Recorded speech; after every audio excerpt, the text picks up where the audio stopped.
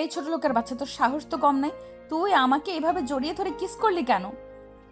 আরে ম্যাডাম, আমার কি দোষ? আপনি নিজেই তো স্লিপ খেয়ে আমার উপর পড়ে গেলেন, আর আমি তো আপনাকে শুধু ধরলাম মাত্র, যাতে আপনি মাটিতে পড়ে আপনার এই সুন্দর ড্রেস আপটা নষ্ট না করেন।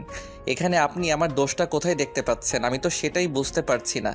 তুই এখানে তোর দোষ দেখতে পাবি কোথায়? মেয়ে মানুষ দেখলে জড়িয়ে ধরতে ইচ্ছে করে, তাই না?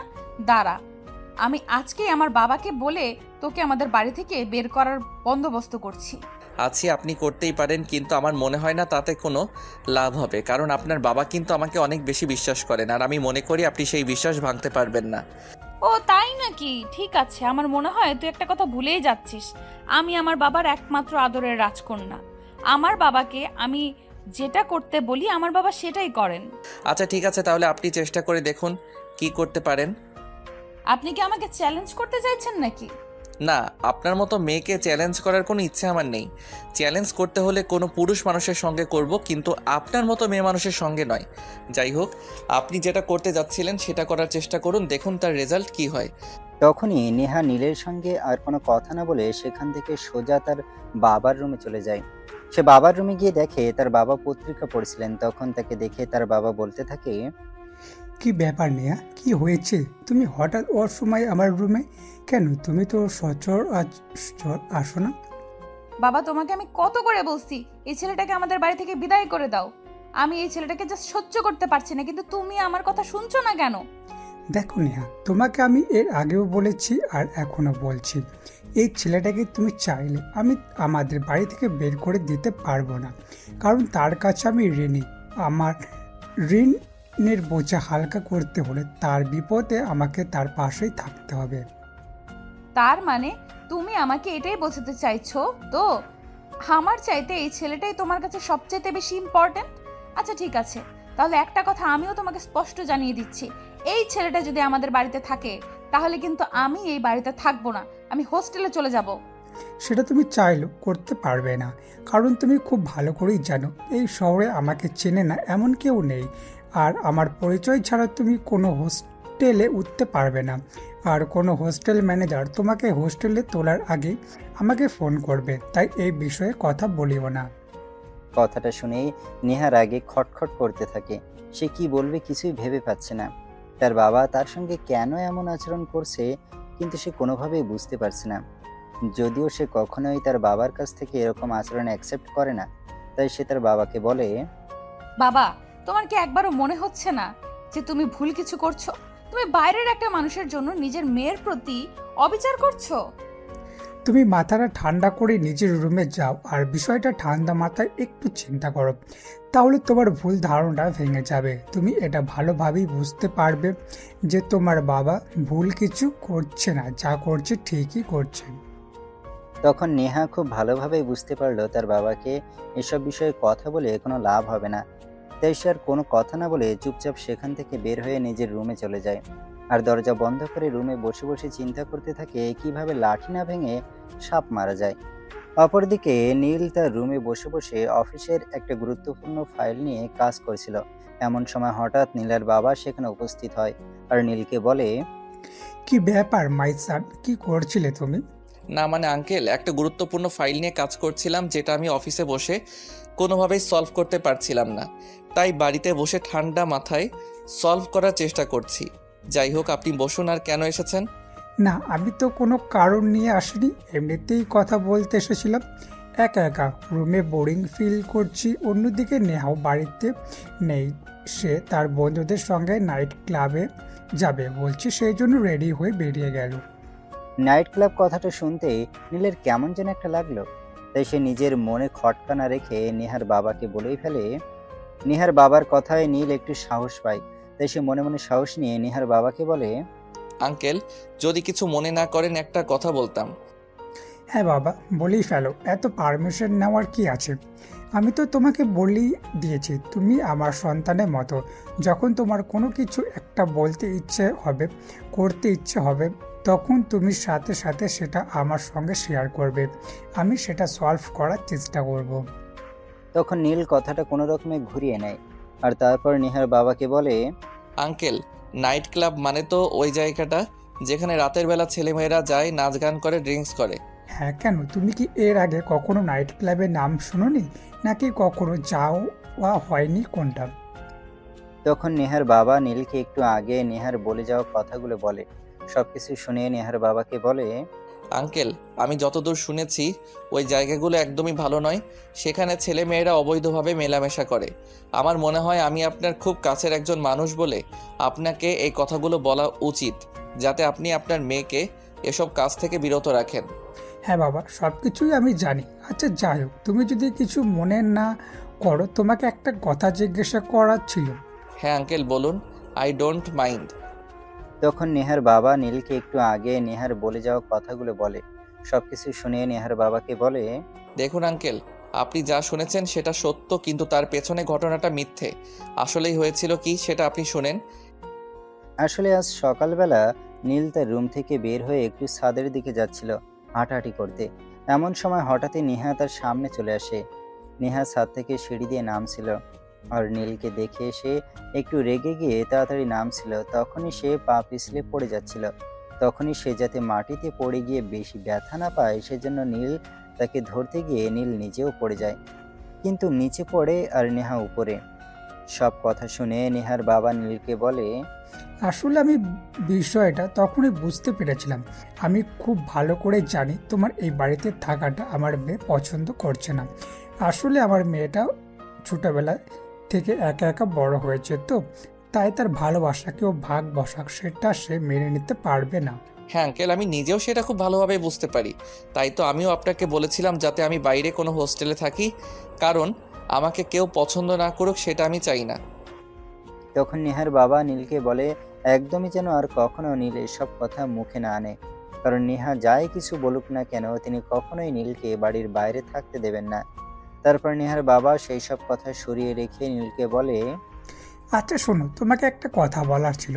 তুমি এসেছো ব্যাস কয়েকদিন হয়েছে, কিন্তু এখানে আসার পর আমি তোমাকে কোনো কাপড় চোপড় কিনে দেওয়া হয়নি। আমি আগামীকাল নেহাকে বলবো তোমাকে নিয়ে একটু শপিং মলে যেতে, সে যেন তোমাকে তোমার প্রয়োজনীয় কিছু কাপড় চোপড় আর জিনিসপত্র কিনে দেয়।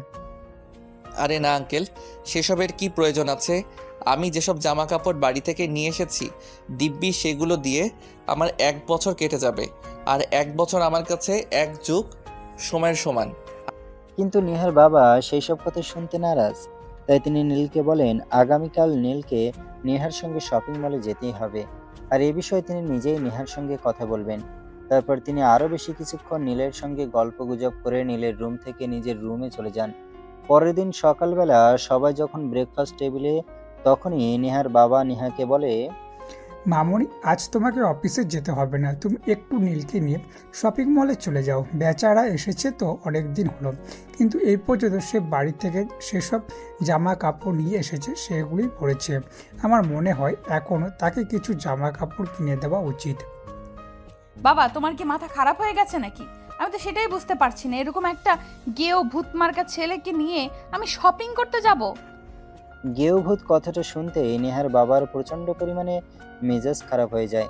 তাই তিনি নেহাকে ধমক দিয়ে বলেন, তোমাকে আমি পড়াশোনা শিখেছি, মানুষ করেছি ঠিকই, কিন্তু মানুষের মতো মানুষ করতে পারিনি। এটা আমার ব্যর্থতা। আসলে আমি তোমাকে এটাই শেখাতে পারিনি যে কার সঙ্গে কিভাবে ব্যবহার করতে হয়। তারপর নেহার বাবা তাকে আরো বেশ কিছু কথা বলেন, যেগুলো শুনে নেহাও রেগে যায়। আর সে রেগে গিয়ে তার বাবাকে বলে, বাবা, তুমি এই ছেলেটার জন্য আমার সঙ্গে এরকম বিহেভিয়ার কেন করছো? আমি সেটাই বুঝতে পারছি না। এই ছেলেটার সঙ্গে আমার কি এমন সম্পর্ক হয়েছে যে একে আমার শপিং মলে নিয়ে যেতে হবে? আর আমি কোনোভাবেই একে শপিং মলে নিয়ে যেতে পারবো না, অ্যান্ড দ্যাটস ফাইনাল। কথাটা শোনা মাত্রই নেহার বাবার রাগে নেহাকে অনেক জোরে একটা ধমক দেয় আর বলে, তুমি কিন্তু ইদানিং বড্ড বেশি বাড়াবাড়ি করছো নেহা। এটা কিন্তু আমি তোমার কাছ থেকে কখনোই আশা করি না। আমি তোমাকে যেটা বলছি তোমাকে সেটাই করতে হবে। তুমি আজকে একে নিয়ে শপিং মলে যাবে। ঠিক আছে, যাবো নে। বলেই নেহা আর কাউকে কোনো কথা বলার সুযোগ না দিয়ে রাগে কটকট করতে করতে ব্রেকফাস্ট না করেই টেবিল থেকে উঠে চলে গেল।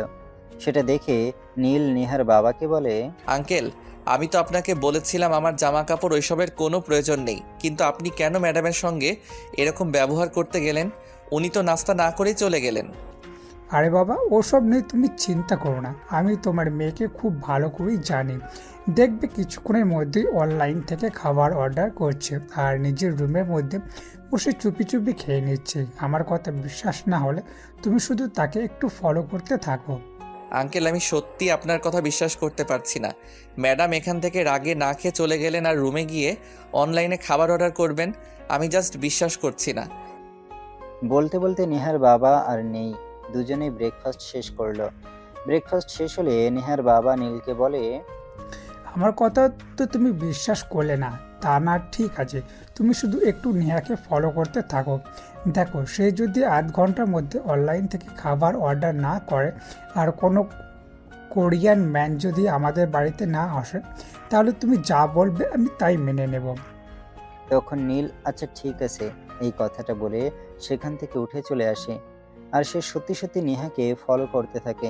আর ফলো করবার জন্য তাকে বিশেষ কোনো রুলস মেনটেন করতে হয় না, কারণ নেহার রুমের পাশে যে রুমটা সেটাতেই নীল থাকে। আর কিছুক্ষণের মধ্যেই নীল শুনতে পায় কেউ একজন নেহার রুমের দরজায় নক করছে। আর তখনই সে দরজা খুলে বাইরে এসে দেখে কোরিয়ার ম্যান। তখন নেহা যাতে কোনো কিছু বুঝতে না পারে তাই সঙ্গে সঙ্গে এসে দরজাটা বন্ধ করে দেয় আর রুমের মধ্যে চলে যায়। প্রায় 5 মিনিট পর নীল আবার রুম থেকে বের হয়ে নেহার রুমে প্রবেশ করে। নেহা দরজাটা দিতে ভুলে গেছিল, তাই নীলকে আর দরজা নক করতে হয়নি। সে সোজা রুমে চলে আসে আর রুমে এসেই দেখতে পায় নেহা খাবার খাচ্ছে। সেটা নীল নেহাকে বলে, কি ব্যাপার ম্যাডাম, তখন তো ফুটানি দেখিয়ে ব্রেকফাস্ট না করে রুমে চলে আসলেন। এতই যখন আপনার রাগ, তাহলে আপনি এখন আবার কুরিয়ার থেকে খাবার অর্ডার করে খাচ্ছেন কেন? তোকে আমি কতবার বলেছি আমার পার্সোনাল ব্যাপারে নাক গলাতে আসবি না। আমি খাবার খেলে আমার বাবার টাকাই খাচ্ছি, তোর কি সমস্যা? দেখুন ম্যাডাম, আমার কিন্তু মনে হচ্ছে আপনি একটু বেশি বাড়াবাড়ি করছেন। কারণ আমি কিন্তু কথাটা আপনাকে ওভাবে বলিনি যাতে আপনি আমাকে এই উত্তরটা দিতে পারেন। আমি শুধু আপনাকে এইটুকুই বলেছি যে আপনি তখন খাবার না খেয়ে চলে আসলেন আর এখন অনলাইন থেকে অর্ডার করে খাচ্ছেন। বাইরের খাবার তো নিরাপদ নয়। এই নির্লজ্জ বেহায়া, আমি আর কতবার বলবো তুই আমার পার্সোনাল ব্যাপারে কথা বলতে আসবি না? তোকে আমার একদমই পছন্দ নয়, আমি চাই না তুই আমার ব্যক্তিগত ব্যাপারে নাক গলাস। নেহার ব্যবহার অনেক খারাপ সেটা নীল জানতো, কিন্তু তাই বলে নেহার ব্যবহার এতটা খারাপ সেটা নীলের কল্পনার মধ্যেও ছিল না। তাই নীল আর কোনো কথা না বলে নিজের রুমে চলে আসে। অপরদিকে নেহা খাবার খেয়ে রুমে শুয়ে ঘুমিয়ে পড়ে। আর তার বাবা অফিসে চলে গেছিল। দেখতে দেখতে দুপুর হয়ে যায়। তখনই নেহার বাবা নেহাকে ফোন করে। নেহা তখন ঘুম ঘুম চোখে ফোনটা রিসিভ করে। আর ফোনটা রিসিভ করতে সে অপর প্রান্ত থেকে শুনতে পায়, কি ব্যাপার মামুনি, তোমার কি বাসা থেকে বের হয়ে চলে গেছো? বাবা, আমার শরীরটা খারাপ লাগছিল তাই একটু শুয়ে ঘুমিয়ে পড়েছিলাম। তুমি ওই হাদারামটাকে ফোন দিয়ে বলে দাও সে যেন তাড়াতাড়ি রেডি হয়ে যায়। আর আমার হাতে কিন্তু সময় একদমই কম, সন্ধ্যায় আবার আমার বন্ধুদের সাথে একটু বের হব। ঠিক আছে, ওকে ফোন দিয়ে বলে দিচ্ছি। এই কথাটা বলেই নেহার বাবা ফোনটা কেটে দেয় আর সঙ্গে সঙ্গে নীলের ফোনে ফোন দেয়। আর নীল একবার রিং হতেই ফোনটা রিসিভ করে। আসসালামু আলাইকুম আঙ্কেল, কি হয়েছে? কোনো সমস্যা নাকি? আপনি এই অসময়ে ফোন দিয়েছেন কেন? আরে বাবা, তুমি সব সময় এত উদ্বিগ্ন হয়ে থেকো কেন? কোনো সমস্যা হলেই তোমাকে ফোন করা যাবে, নয়তো তোমাকে ফোন করা যাবে না, এটা কোনো হাদিস লেখা আছে? না আঙ্কেল, আমি আপনাকে একদমই ওই কথাটা বলিনি। আমি আপনাকে শুধু এটাই বলতে চেয়েছি কি হয়েছে, আপনি আমাকে ফোন করেছেন কেন? একটু তাড়াতাড়ি করে রেডি হয়ে নাও নেহা, তোমাকে নিয়ে একটু বের হব। তোমার যা যা লাগবে সব কিছু কিনে নিও। নেহার কাছে আমার ক্রেডিট কার্ড আছে, টাকা পয়সা নিয়ে কোনো চিন্তা করো না। আর এসব টাকা আমি তোমার বেতন থেকেও কাটবো না, এগুলো সম্পূর্ণ আমার তরফ থেকে তোমার জন্য গিফট। আঙ্কেল, আপনি আবার কেন ম্যাডামকে কিছু বলতে গেলেন? ম্যাডাম তো তখন প্রচণ্ড পরিমাণে রেগে গিয়েছিল। আমি তো বললাম আমার এইসবের প্রয়োজন নেই। আমার যেসব জামা কাপড় আছে সেগুলো দিয়ে আমি অনায়াসে 1 বছর কাটিয়ে নিতে পারবো। 1 বছর পর আমার অন্য আরেকটা যুগ আসবে। নীল, এত কথা বলা কিন্তু আমার একদমই পছন্দ নয়। তোমাকে যেটা করতে বলছি সেটাই করো। তখন নীল আর কিছু বলে না, চুপচাপ ফোনটা রেখে দিয়ে রেডি হয়ে নীল আর ড্রয়িং রুমে বসে নেহার জন্য অপেক্ষা করতে থাকে। প্রায় আধা ঘন্টা পর নেহার নিজের রুম থেকে বের হয়। তখনই নিজের চোখ আটকে যায় নেহার সাথে। নেহা একটা ছোট্ট টপ আর শর্ট প্যান্ট পরেছিল, যেটা দেখে নীল নেহাকে বলে, আরে ম্যাডাম, আপনার উপরের কাপড় কই? এই উপরের কাপড় মানে আমি কি পোশাক ছাড়া রয়েছি নাকি? ম্যাডাম আপনি তো ছোট ছোট জামা কাপড় পরে আছেন, এগুলো পরে কেউ বাইরে বের হয় নাকি? রাস্তার বখাটে ছেলেপেলেরা তো আপনার দিকে হা করে তাকিয়ে থাকবে আর চোখ দিয়ে গিলে খাবে। আপনি প্লিজ দয়া করে আপনার ফুল ড্রেস পরে আসুন। তোর কি মাথা খারাপ হয়ে গেছে নাকি? আমি এই গরমের মধ্যে লম্বা লম্বা জামা পরবো? পারবো না আমি এইসব করতে। আমি এতেই বেশ আছি। কিন্তু ম্যাডাম এইসব তো ভদ্র সমাজের পোশাক নয়, আর আপনার বাবা তো যথেষ্ট ভদ্র এবং রুচিশীল একজন মানুষ। আপনার বাবার পরিচিত কেউ যদি আপনাকে এই অবস্থায় দেখে তাহলে কি ভাববে বলেন তো? শোন, কে কি ভাবলো কে কি না ভাবলো সেই সব কিছু নিয়ে আমি কখনোই কিছু চিন্তা করি না। আর তো চিন্তা কেউ করতে বলিনি।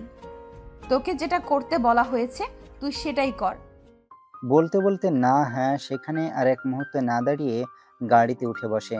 আর গাড়িতে আসতেই ড্রাইভার তার দিকে হাঁ করে তাকিয়ে থাকে। সেটা দেখে নেহা ড্রাইভারকে বলে, এই ড্রাইভারের বাচ্চা ড্রাইভার, তুই এইভাবে আমার দিকে হা করে তাকিয়ে আছিস কেন? কি করব ম্যাডাম, সেটা আপনি নিজেই আমাকে বলে দেন না।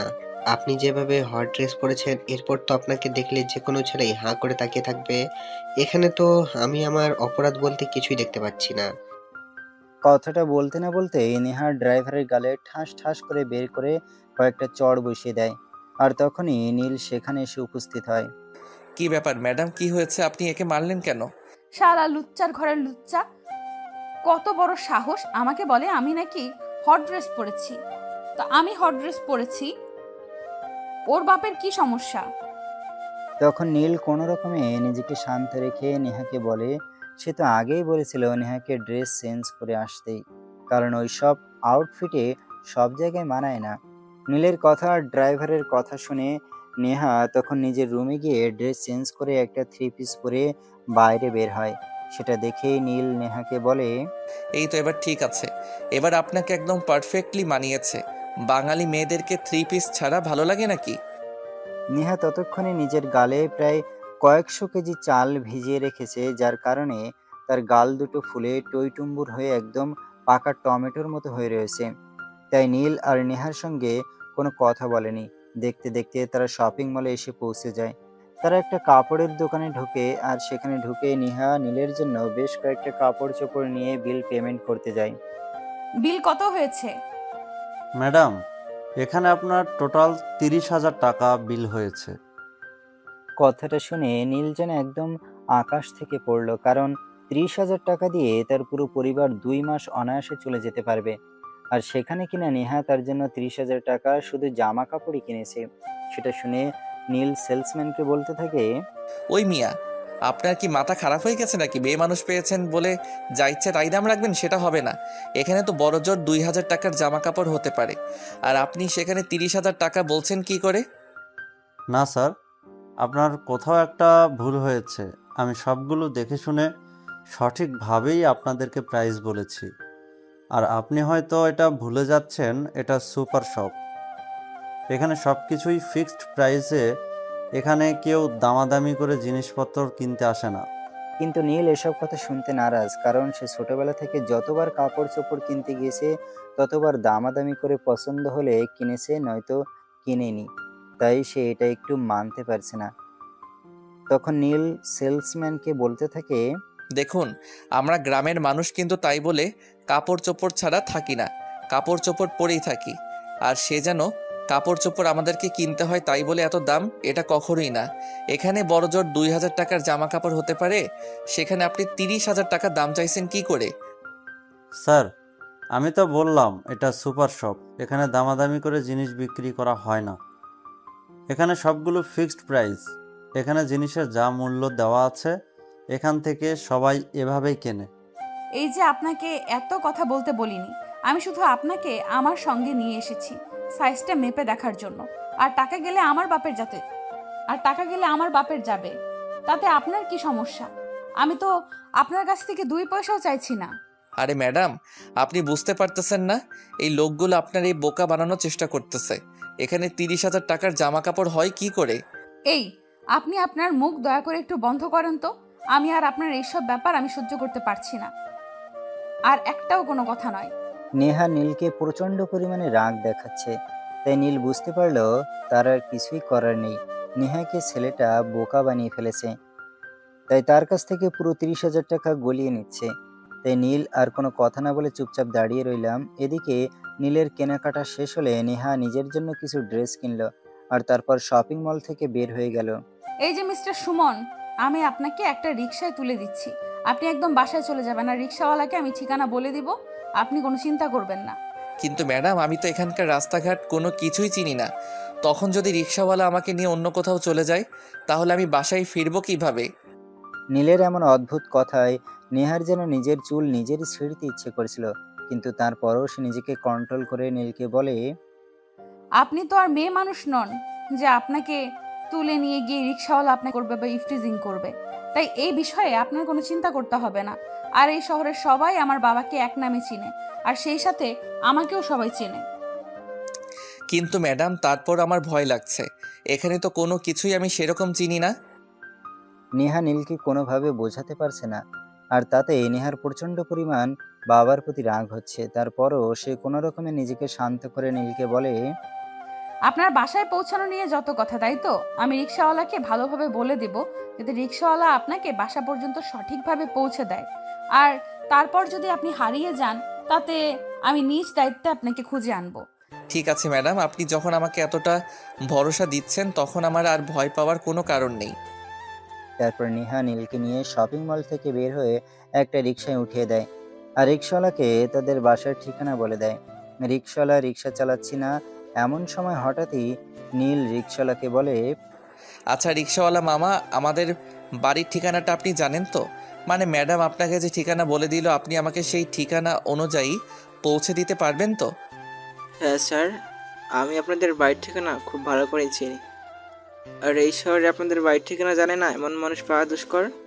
আচ্ছা ঠিক আছে, আপনি আমাকে ভালোভাবে আমাদের বাসা পর্যন্ত পৌঁছে দেন। তাছাড়া আপনাকে একটা কথা বলার ছিল। সেটা হচ্ছে আমি কিন্তু শহরে এর আগে কখনো আসিনি, প্রথমবার এসেছি। আমি কিন্তু রাস্তাঘাট কিছুই চিনি না। আপনি যদি আমাকে ভুল ঠিকানা নিয়ে যান তখন কিন্তু আমি একদম হারিয়ে যাব। আরে স্যার, আমি আপনাকে বললাম তো, আপনার এই সব কিছু নিয়ে চিন্তা করতে হবে না। আমি আপনাকে আপনার ঠিকানা মতো পৌঁছে দিতে পারবো, কোনো সমস্যা হবে না। রিকশাওয়ালা নীলকে কোনো রকমে বুঝিয়ে রিকশায় বসিয়ে রিকশা চালাতে থাকে। দেখতে দেখতে প্রায় 15 মিনিটের মতো সময় চলে গেল, কিন্তু এখনো নীল বাসায় এসে পৌঁছালো না। তাই সে মনে মনে টেনশন করছে আর রিকশাওয়ালাকে বলছে, কি ব্যাপার রিক্সাওয়ালা মামা, আপনি তো সেই কখন থেকে রিক্সা চালাচ্ছেন, কিন্তু এখন আমাকে আমাদের বাসা পর্যন্ত পৌঁছে দিচ্ছেন না কেন? আপনি তো রিক্সা চালিয়ে যাচ্ছেন, থামানোর নাম গন্ধ দেখছি না। আর আমি তো আমাদের বাড়িটাও দেখতে পাচ্ছি না। স্যার, আপনি একটু দয়া করে চুপ করে বসেন। সামনেই আপনাদের পাশে আমার 2 মিনিটের মতো লাগবে যেতে।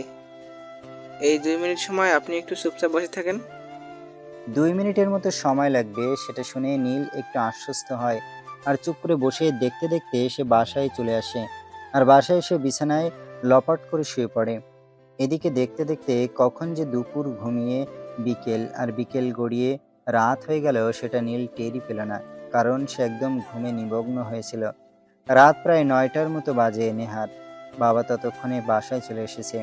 বাসায় এসে তিনি যখন নীলকে দেখতে না পেলেন তখন তাদের বাসায় কাজের মেয়েকে বললেন, বুয়া, নীল কোথায়? নীলকে একটু বলো তো নিচে আসতে। সাহেব, উনি তো শপিং থেকে এসে রুমের দরজা বন্ধ করে ঘুমাচ্ছেন। আমি তো অনেকবার ওনাকে ডাকতে গিয়েছিলাম দুপুরের খাবার খাওয়ানোর জন্য, কিন্তু উনি তো কোনো সাড়া শব্দই করেননি। ঠিক আছে, কোনো সমস্যা নেই। তুমি এখন কি ওকে ডাকো আর বলো আমি বাড়িতে চলে এসেছি আর আমি ওকে ডাকছি। ঠিক আছে সাহেব, আমি এক্ষুনি যাচ্ছি। বলতে বলতে তাদের বাসায় কাজের বুয়া সেখান থেকে নীলের রুমের কাছে যায় আর দরজার সামনে দাঁড়িয়ে নীলকে ডাকতে থাকে। সাহেব, সাহেব। নীলের তখনও যেন ঘুম ছাড়ছিল না, তাই সে চোখ কচলাতে কচলাতে রুমের দরজা খুলে বুয়াকে দেখিয়ে বুয়াকে বলতে থাকে, ঠিক আছে, আপনি আঙ্কেলকে বলুন আমি একটু চোখ মুখটা ধুয়ে তারপর আসছি। ঠিক আছে বলে বুয়া সেখান থেকে চলে যায় আর ড্রয়িং রুমে গিয়ে নেহার বাবাকে এই কথা বলে। তারপর নেহার বাবা বসে অপেক্ষা করতে থাকে কখন নীল আসবে। প্রায় 10 মিনিট পর নীল নিচে আসে আর তাকে দেখে নেহার বাবা বলে, তোমার জন্য একটা গুড নিউজ আছে। আমার জন্য কি বলেন তো আঙ্কেল? আমি তো বিশ্বাসই করতে পারছি না, আমার জন্য আবার কি গুড নিউজ আছে? হ্যাঁ, আমি একদম ঠিক কথাই বলছি। তুমি তো মাস্টার্স কমপ্লিট করেছিলে, তাই না? তুমি আজকে একবার তোমার বাড়িতে ফোন করো আর তোমার মাস্টার্সের সার্টিফিকেটগুলো অনলাইনে পাঠিয়ে দিতে বলো। কিন্তু কেন আঙ্কেল, আপনি আমার সার্টিফিকেট দিয়ে কি করবেন? আর ওই সব কিছু তো আমার তত্ত্বাবধানে আমার রুমে রাখা আছে, আর আমার রুম তো তালা দেওয়া, তাহলে আমার বাবা সেগুলো খুঁজে পাবে কি করে? আরে বাবা, সেই সব কিছু আমি খুব ভালো করেই জানি, আর জানি বলেই বলছি। তুমি তো আর তোমার রুমের চাবি তোমার সঙ্গে করে নিয়ে আসোনি, তুমি তো আমার রুমের চাবি তোমার বাবার কাছে রেখে এসেছো, আর সেই জন্যই বলছি তুমি বাবাকে ফোন দাও, আর ছবিটা কোথায় রেখেছো সেটা তোমার বাবাকে বলে দাও। আর তোমার বাবাকে এটাও বলে দাও যে আজকের মধ্যে সমস্ত কাগজপত্র পাঠিয়ে দিতে। কিন্তু কেন আঙ্কেল, আপনি এসব কাগজপত্র দিয়ে কি করবেন? আমি তো সেটাই বুঝতে পারছি না, যদি বিষয়টা ক্লিয়ার করতেন। তুমি যে কি সেটা আমি মাঝে মাঝে নিজেই ভাবতে পারি না। যাই হোক, যেহেতু জানতে চাইছো বলে, আমাদের প্রোডাকশন ডিপার্টমেন্টের প্রোডাকশন ডিরেক্টর যিনি ছিলেন উনি চাকরি ছেড়ে চলে গেছে। তুমি তো একটা শিক্ষিত যুবক, আর শিক্ষিত যুবক হয়ে কেন তুমি ওয়ার্কারের চাকরি করবে? তাই আমি চাইছি প্রোডাকশন ডিরেক্টর হিসেবে তুমি জয়েন করো, তাই তোমার সার্টিফিকেটগুলো প্রয়োজন। কিন্তু আঙ্কেল, আপনার এত বড় একটা ডিপার্টমেন্ট, আর সেখানে প্রোডাকশন ডিটেক্টর হিসেবে আমি জয়েন করলে আমি কি পারবো সব কিছু সামলাতে? তোমার উপর সম্পূর্ণ ভরসা আছে আমার, আমি জানি তুমি পারবে, শুধু একটু বুঝিয়ে দিলেই হবে। আর সেই সব কিছুর জন্য আমি তো রয়েছি, আমি তোমাকে খুব ভালোভাবে বুঝিয়ে দেব কিভাবে কি করতে হবে, কিভাবে কি চালাতে হবে। এখন কোনো কথা না পারে এক্ষুনি তোমার বাবাকে ফোন করো আর কাগজপত্রগুলো পাঠিয়ে দিতে বলো। নেহার বাবার কথায় নীল তখন আর কোনো উত্তর না দিয়ে সঙ্গে সঙ্গে নিজের রুমে চলে যায় আর তৎক্ষণাৎ তার বাবাকে ফোন দেয়। হ্যাঁ বাবা, কেমন আছিস রে? বাবা, এই তো আলহামদুলিল্লাহ ভালোই আছি। তোমার কি খবর? তোমার শরীর কেমন আছে? এই তো আছি ভালোই, কিন্তু তোর মায়ের শরীরটা ভালো যাচ্ছে না, প্রেশার একদম কমে গেছে। তুই এখান থেকে চলে যাওয়ার পর তোর মা একদমই খাওয়ার দাওয়ার করে না, তোর চিন্তায় সারাক্ষণ মগ্ন থাকে। মা কোথায়? মাকে একটু ফোনটা দাও তো, আমি কথা বলি। তোর মা তো এখন বাড়িতে নেই, ওই পাশে কোথায় একটা হাঁটতে গেছে। একা একা বাড়িতে তার ভালো লাগছে না, তাই বললাম একটু ঘুরে আসতে। আচ্ছা ঠিক আছে, কোনো সমস্যা নেই। তোমাকে আমি একটা দরকারে ফোন করেছিলাম। তুমি আমার রুমে চাবিটা দিয়ে দরজা খুলে রুমে যাবে, আর আমার আলমারি থেকে আমার ফাইলে বেশ কিছু কাগজপত্র আছে, সেগুলো একটু বাজারে গিয়ে অনলাইনের মাধ্যমে আমার কাছে পাঠিয়ে দিতে পারবে? ঠিক আছে বাবা, আমি দেখছি। তুই তো শরীরের যত্ন নিচ্ছিস তো, ঠিকমতো খাওয়া দাওয়া করছিস তো? হ্যাঁ বাবা, আমি একদমই ঠিক আছি। আমাকে নিয়ে তোমার কোনো চিন্তা করতে হবে না। যাই হোক, তোমাকে যেটা বললাম সেটাই করো। আর একটা খুশির খবর, আমার একটা ভালো পোস্টে চাকরি হতে চলেছে। কেন? আমি যে তোকে আমার বন্ধুর ওখানে পাঠালাম, সেখানে কি হয়েছে? তুই কি ওখানে চাকরি করতে পারবি না? না বাবা, ওরকম কোনো বিষয় নয়। আমি তো ওনার এখানেই চাকরি করছি, ওনার অফিসে ভালো একটা পোস্টে উনি আমাকে অ্যাপয়েন্টমেন্ট করতে চাইছেন। তখন নীলের বাবা অনেক খুশি হয় আর ফোনটা কেটে দেয়। কিছুক্ষণ পর উনি নীলের আলমারি থেকে ওই সমস্ত কাগজপত্র নিয়ে বাজারে চলে যান, আর বাজারে একটা অনলাইনের দোকান থেকে সেই সব কাগজপত্র নীলকে ইমেলের মাধ্যমে পাঠিয়ে দেন। নীল তখনই সেই সব কাগজপত্র নিয়ে এসে নেহার বাবার হাতে তুলে দেয়, আর সব কাগজপত্র দেখে নেহার বাবা নীলকে বলে, আগামীকাল কিন্তু একটু সকাল সকাল অফিসে যাওয়ার জন্য রেডি হয়ে নেবে, কেমন? ঠিক আছে আঙ্কেল, আপনি কোনো চিন্তা করবেন না। আমি একদম সকাল সকাল ঘুম থেকে উঠে তৈরি হয়ে নিব। বলতে বলতে নীল নিজের রুমে চলে যায়। আর এদিকে পরের দিন সকালবেলা ঘুম থেকে উঠে সে অফিসে যাওয়ার জন্য তৈরি হয়ে নেয়। অপরদিকে নেহার বাড়িতে আজ কোনো কাজ নেই, তাই সে নিজেও অফিসে যাবে বলে তৈরি হচ্ছে। একে একে নেহা, নীল আর নেহার বাবা তিনজনই এসে ড্রয়িং রুমে হাজির হয়। তখন নেহার বাবা নেহাকে বলে, ও নেহা, তোমাকে তো বলতেই ভুলে গিয়েছিলাম, আজ আমাদের অফিসে একটা গুরুত্বপূর্ণ মিটিং ডাকা হয়েছে। তাই নাকি? কিন্তু কেন মানে? আমি বলতে চাইছি, সচরাচর তো আমাদের অফিসে হুটহাট করে মিটিং ডাকা হয় না, তাহলে আজ তুমি কেন হঠাৎ করে মিটিং ডাকলে? সেটা আমি তোমাকে এখনই বলতে চাইছি না, তুমি অফিসে যাওয়ার পরে জানতে পারবে কেন আমি হঠাৎ মিটিং ডেকেছি। যাই হোক, এখন চলো। তারপর আর নেহা কোনো কথা বলেনি, কারণ সে খুব ভালো করেই জানে তার বাবা কোনো প্রয়োজন ছাড়া মিটিং ডাকেনি।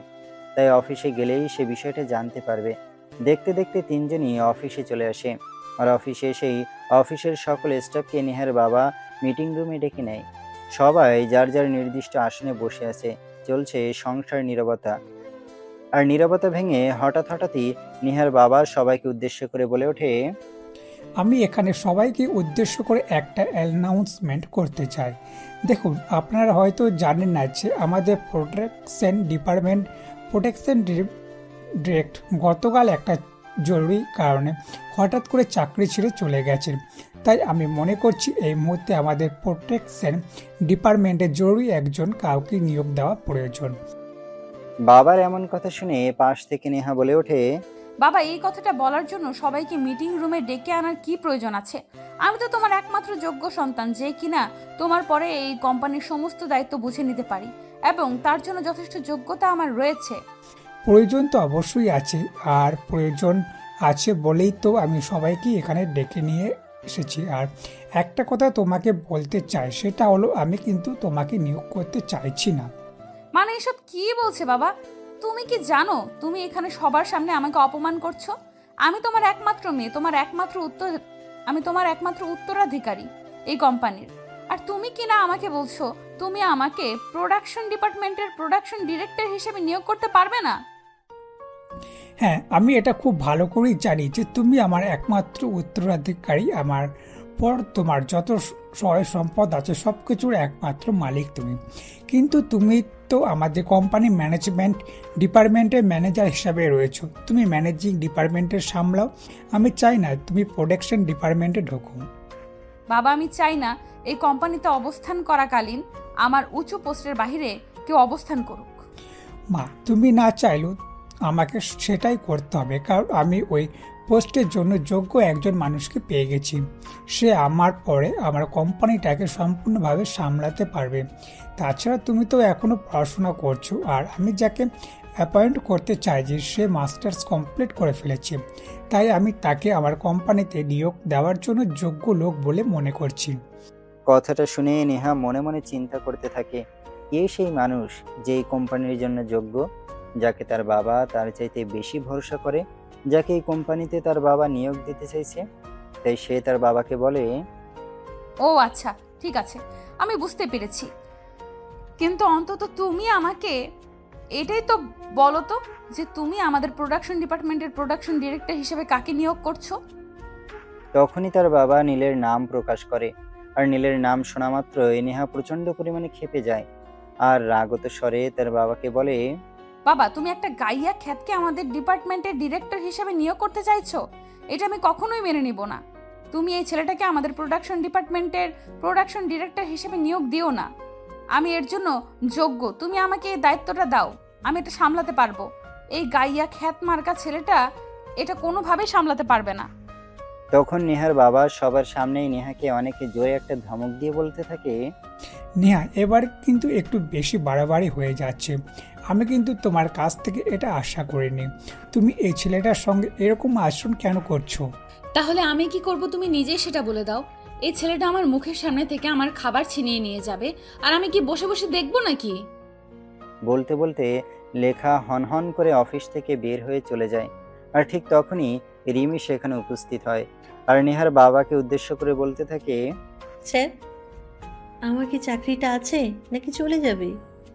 আর এসব আপনি কি বলছেন? আপনার চাকরি কেন চলে যাবে? কেন? আমাদের প্রোটেকশন ডিরেক্টর চলে গেছে, কিন্তু প্রোটেকশন ডিপার্টমেন্ট তো চলে যায়নি। আমাদের ডিপার্টমেন্টে নতুন একজনকে নিয়োগ করছি, আর আপনি তারই পার্সোনাল অ্যাসিস্ট্যান্ট হয়ে কাজ করবেন। আর হ্যাঁ, আপনার জন্য একটা নিউজ আছে, আমি এই মাস থেকে আপনার স্যালারি আরও 10,000 টাকা বাড়িয়ে দেব। কিন্তু তার বিনিময়ে আমার নতুন ডিরেক্টরকে সমস্ত কাজ আপনার বুঝিয়ে দিতে হবে। ওকে স্যার, কোনো সমস্যা নেই। আমি টাকা পেলে সব করতে পারি, সেটা আপনি খুব ভালো করেই জানেন। হ্যাঁ, এখন আপনি বেশি কথা না বলে নীলকে নিয়ে যান আর সমস্ত কাজ বুঝিয়ে দিন। আর একটা কথা, আপনার নেহা ম্যাডাম যদি কিছু বলে তাহলে ওনার কথার কোনো উত্তর দেবেন না। আচ্ছা ঠিক আছে। এই কথা বলে রিমি নীলকে বলে, স্যার, আপনি আমার সঙ্গে চলুন, আপনাকে আপনার কেবিনে আর কাজ বুঝিয়ে দিচ্ছি। বলতে বলতে রিমি নীলকে নিয়ে নীলের কেবিনে চলে যায় আর নীলের সমস্ত কাজ নীলকে বুঝিয়ে দেয়। দেখতে দেখতে চলে গেল বেশ কয়েকদিন। ইতিমধ্যে হঠাৎ একদিন দুপুরের পরে নীল নিজের কেবিনে বসে কাজ করছে। এমন সময় রিমি সেখানে এসে উপস্থিত হয়। সেই যে কোনো কিছু না বলে হঠাৎ করে নীলের গলায় জড়িয়ে ধরে, এটা দেখে নীল অনেকটাই ক্ষেপে যায় আর নিজেকে ছাড়িয়ে নিয়ে বলতে থাকে, কি ব্যাপার, কি সমস্যা আপনার? আপনি এভাবে আমার গলায় জড়িয়ে ধরেছেন কেন? আর আপনারা তো সাহসী বা কি হলো? কি করে? আপনি তো আমার অ্যাসিস্ট্যান্ট মাত্র। আপনি আমার সঙ্গে এইভাবে কথা বলছেন কেন? আমি আপনার অ্যাসিস্ট্যান্ট বলে কি আপনাকে ভালোবাসতে পারি না? এই যে শুনেন, মুখের ভাষা ঠিক করে কথা বলেন। আপনি ভুলে যাচ্ছেন আপনি আপনার বসের সঙ্গে কথা বলছেন। না, আমি একদমই ভুলে যাইনি। আমি সব কিছু জেনে শুনেই বলছি। দেখুন, আপনি তো একটা পুরুষ মানুষ, আর আপনার সুন্দর একটা অ্যাসিস্ট্যান্ট রয়েছে। আপনি চাইলে তার সঙ্গে সম্পর্কে যেতেই পারেন। এখানে এত করার কি আছে? You just shut up. আমি আপনার কাছ থেকে আর কোনো কথা শুনতে চাইছি না। আপনি এক্ষুনি আমার চোখের সামনে থেকে দূর হন।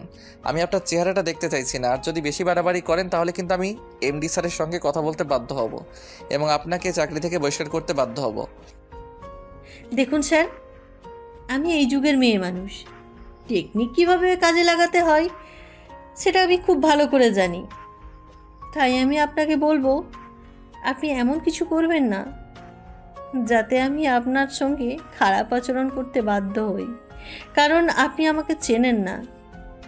তখন নীল ভালোভাবে বুঝতে পারে যে রিমি তাকে থ্রেট করছে।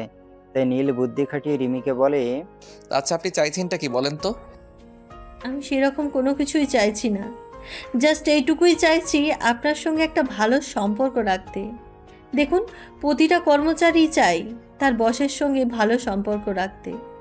আর আমি যেহেতু আপনার অধীনস্থ হয়ে চাকরি করছি, তাই আর কি। কিন্তু আমার তো মনে হয় আপনার সঙ্গে আমার যথেষ্ট ভালো একটা সম্পর্ক রয়েছে। আপনি আমার অ্যাসিস্ট্যান্ট আর আমি আপনার বস। আমাদের দুজনের মধ্যে এর চাইতে ভালো সম্পর্ক আর কি হতে পারে? ঠিক আছে, এসব কথা বাদ দেন। আগামীকাল তো শুক্রবার। আগামীকাল একটু আপনি আমার সঙ্গে বের হতে পারবেন? কথাটা শুনতে শুনতে নেহার বাবা নীলের কেবিনে প্রবেশ করছিলেন, কিন্তু তারপরও তিনি সেদিকে কোনো পাত্তা না দিয়ে নীলকে বলে, নীল, আগামীকাল তো আমার একটা মিটিং আছে চট্টগ্রামে, আমাকে চলে যেতে হবে। তুমি একটু অফিসের দিকটা সামলে নিও। যদিও অফিসে সেরকম কোনো কাজ নেই, তবে তুমি তো জানোই সামনে ঈদ আসছে। এই কথাটা শোনা মাত্রই রিমির মুখটা মুহূর্তের মধ্যে ফ্যাকাশে হয়ে গেল। আমি কিন্তু সে এমডি স্যারের সামনে সেরকম কোনো প্রতিক্রিয়া করলো না। এমডি স্যার চলে যাওয়ার পর মুহূর্তের মধ্যে রিমি নীলের হাত ধরে বলে, স্যার প্লিজ, আপনি কি এমডি স্যারকে একটু বুঝিয়ে বলবেন যে আপনি আগামীকাল অফিসে আসতে পারবেন না? আপনার একটু পার্সোনাল কাজ আছে। মাথা খারাপ হয়েছে নাকি? আমি তো সেটাই বুঝতে পারছি না। আপনি আমার কেবিন থেকে বের হন। আর আপনাকে কিন্তু কাল অফিসে আসতে হবে না। আমি আপনাকে অফিসে দেখতে চাই না। স্যার, আপনি এসব কি বলছেন? আপনি আগামীকাল একা একা অফিসে কাজ করবেন আর আমি আসবো না? এমনটা হতে পারে নাকি?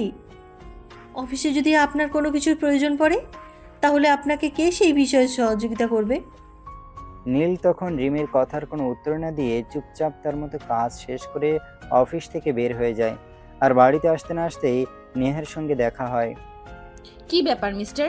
ইদানিং তো আপনি ভালোই ফায়দা লুটছেন, তাই না? আমি কিন্তু আপনার কথার আগা মাথা কিছুই বুঝতে পারলাম না। আপনি কি মিন করতে চাইছেন একটু সরাসরি বলবেন? এত কচি খোকা আমার কাছে সাজতে আসবেন না। এসব আমার একদমই পছন্দ নয়। আপনি কোথা থেকে উড়ে এসে জুড়ে বসেছেন? আমি সত্যিই বুঝতে পারছি না আপনি কি বলতে চাইছেন আর কি বোঝাতে চাইছেন। ও তাই নাকি? তাহলে খুলেই বলছি, আপনি আগামী কাল অফিসটা একা একা সামলাবেন। যেটা সামলানোর কথা ছিল আমার, সেই জায়গাটা আপনি নিজেই নিয়ে নিচ্ছেন। যাই হোক, দেখা যাক কোথাকার জল কোথায় গিয়ে গড়ায়। নীল ততক্ষণে বিষয়টা বুঝতে পারে নেহা কেন তারপর রেগে আছে। নেহা কোনোভাবেই চায় না নীল তাদের এখানে থাকুক আর তাদের কোম্পানিতে চাকরি করুক। তাই সে নীলকে একদমই সহ্য করতে পারে না। আর যেদিন থেকে নীল প্রোডাকশন ডিরেক্টর হিসেবে নিয়োগ করেছে, সেদিন থেকে তুমি আমাকে একদম দেখতেই পারো না। কিন্তু নীল সে কি করবে? সে তো একদম নিরুপায়, কারণ গ্রামে তার বাবা মায়ের অবস্থা খুব খারাপ। তার পড়াশোনা করাতে গিয়ে তার বাবা নিজের ভিটে বাড়িটুকু ছাড়া যাবতীয় সহায় সম্পত্তি বিক্রি করে দিয়েছেন। চাকরির জন্য অনেক জায়গায় ঘোরাঘুরি করেছে, কিন্তু কোথাও সে চাকরিটা পেয়ে উঠতে পারেনি। তাই বাধ্য হয়ে এখানে এসেছে। তাছাড়া আরও একটা কথা হলো, নীল কিন্তু এখানে এমনি এমনি আসেনি। নেহার বাবা নীলের বাবার ছোটবেলার বন্ধু ছিল, তাদের দুজনের মধ্যে ভালো একটা সম্পর্ক বিরাজমান ছিল। কিন্তু দুর্ভাগ্যবশত নীলের বাবা নেহার বাবার মতো নিজের ভাগ্যটাকে পরিবর্তন করতে পারেনি। যাই হোক, এদিকে দেখতে দেখতে রাত হয়ে গেলে সবাই ডিনার টেবিলে জয়েন করে। তখন নেহার বাবা নীলকে বলে, দেখো নীল, আমি কিন্তু তোমার উপর সম্পূর্ণ ভরসা করি, আর তোমার উপর ভরসা আছে বলি কিন্তু আমি সব কিছু তোমার উপর ফেলে রেখে একটু বাইরে যাচ্ছি। আমি যেন ফিরে এসে সব কিছু ঠিকঠাক দেখতে পাই। আঙ্কেল, আপনি আমার উপর সম্পূর্ণ ভরসা রাখতে পারেন। আমি কাজটা গুরুত্ব দিয়ে করব। তবে আপনাকে একটা কথা বলার ছিল। আপনি আমাকে এই দায়িত্বটা না দিয়ে নেহা ম্যাডামকে দিতে পারতেন। দেখো, আমি খুব ভালো করেই জানি কাকে কোন দায়িত্বটা দিতে হবে। কাকে কোন দায়িত্বটা দিলে সে দায়িত্বটা পুরোপুরিভাবে পালন করতে পারবে। তাই আমি অবস্থা বুঝি ব্যবস্থা নেই বলতে পারো। তখন নেই আর কোনো কথা বাড়ায় না, কারণ সে বড়দের সঙ্গে মুখে মুখে এত তর্ক করতে পছন্দ করে না। যাই হোক, সবাই একসঙ্গে খাবার ছিল, এমন সময় হঠাৎ তাদের বাসায় কাজের বুয়া নেহার বাবাকে বলে, সে ক্ষেপে থাকলে থাকুক, তাতে আমার কিছু যায় আসে না, কারণ আমি যা কিছুই করছি শুধুমাত্র তার ভবিষ্যতের কথা চিন্তা করেই করছি। আর এখন যদি সে নিজেকে নিজের ভবিষ্যৎ কুড়ালে মারতে চায়, তাহলে তো আমি আর কিছুই করার থাকবে না। তবে আমি একটা কথা বলতে পারি, আমি যতদিন বেঁচে আছি ততদিন তার উপর কোনো আঁচ আমি আসতে দেব না। তারপর আর কেউ কি কোনো কথা বলে না, চুপচাপ যে যার মতো খাওয়া দাওয়া করে নিজের রুমে চলে গেল। রাতের বেলা যখন ঘুমানোর প্রস্তুতি নিচ্ছিল, তখনই হঠাৎ নেহা তার রুমে প্রবেশ করেছে। নীলের সামনে দাঁড়িয়ে বলতে থাকে, কত টাকা চাই? কত টাকা হলে আমাদের বাড়ি অফিস সবকিছু ছেড়ে চলে যাবেন? মানে আপনি কি বলতে চাইছেন? আমি তো কিছুই বুঝতে পারছি না। এত ন্যাকা সাজার কোনো প্রয়োজন নেই। আমি শুধু বলতে চাইছি আপনি কত টাকা পেলে আমাদের অফিস বাড়ি এইসব কিছু ছেড়ে চলে যাবেন। দেখুন, একটা চাকরি করা আমার প্রয়োজন, তাই আমি এখানে চাকরি করতে এসেছি। কিন্তু তাই বলে আপনি আমার সঙ্গে এভাবে ব্যবহার করতে পারেন না। আপনার যদি আমাকে ভালো না লাগে তাহলে বলেন, আমি এমনিতেই আপনাদের অফিসের চাকরি ছেড়ে চলে যাব। তার জন্য প্রতিদিন আপনি আমাকে এভাবে অপমান করতে পারেন না। আর আমি কেনই বা আপনার এই অপমান সহ্য করব? যেখানে সব কিছুই বুঝতে পারছেন, তাহলে এখনো এখানে পড়ে রয়েছেন কেন? কেন চলে যাচ্ছেন না? ঠিক আছে, কোনো সমস্যা নেই, আমি চলে যাব। তবে একটা কথা, আপনার বাবা বাড়িতে আসার পর, কারণ আপনার বাবা আমাকে পুরো অফিসের দায়িত্ব দিয়ে গেছেন। আপনার বাবা যতক্ষণ পর্যন্ত না আসছেন, আমি ওনাকে ওনার দায়িত্বটা যতক্ষণ পর্যন্ত বুঝিয়ে দিতে না পারছি, ততক্ষণ পর্যন্ত আমি কোথাও যাচ্ছি না। বাবাকে আসতে হবে কেন? আমি বলছি তো আপনাকে চলে যাওয়ার জন্য। আপনি যাচ্ছেন না কেন? আমি আছি তো, আমি সব সামলে নিতে পারবো। সে আপনি আমাকে যাই বলেন, আমি আপনার বাবা না আসা পর্যন্ত অপেক্ষা করব। আপনার বাবা না আসা পর্যন্ত আমি কোথাও যাব না। সে আপনি আমাকে যত অপমান করতে পারেন। জানেন, আমি জীবনে অনেক বেহায়া দেখেছি, কিন্তু আপনার মতো বেহায়া আমি একটাও দেখিনি, যে হাজারটা অপমান পাওয়ার পরেও কোথাও পড়ে থাকে। আপনাকে আমি কত অপমান করছি, তারপরেও আমি আপনাকে এখান থেকে সরাতে পারছি না। বললাম তো, এত কথা বলার প্রয়োজন নেই। আপনার বাবা আসুক, আমি নিজে এখান থেকে চলে যাব। আমাকে এত অপমান করার কোনো প্রয়োজন নেই। আমাদের টাকা পয়সা না রাখতে পারে, কিন্তু মান সম্মান আছে। আমরা মান সম্মানকে অনেক শ্রদ্ধা করি। আমি তো সেই কবে থেকেই বলছি, তাহলে নির্লজ্জ বেহায়ের মতো এখানে পড়ে আছেন কেন? এতই যখন মান সম্মানের চিনতে, তাহলে তো এখান থেকে চলে গেলেই হয়। বলতে বলতে নেহা সেখান থেকে চলে যায়। আর নীল নিজের রুমে শুয়ে শুয়ে ভাবতে থাকে, কেন তার জীবনটা এমন হতে হলো। তার জীবনটা তো একটু অন্যরকম হতে পারতো, যেখানে সে নিজের মতো করে চলতে পারতো, যেখানে কখনো তাকে কোনো কথা শুনতে হতো না। এভাবে দেখতে দেখতে দিনটা কেটে গেল।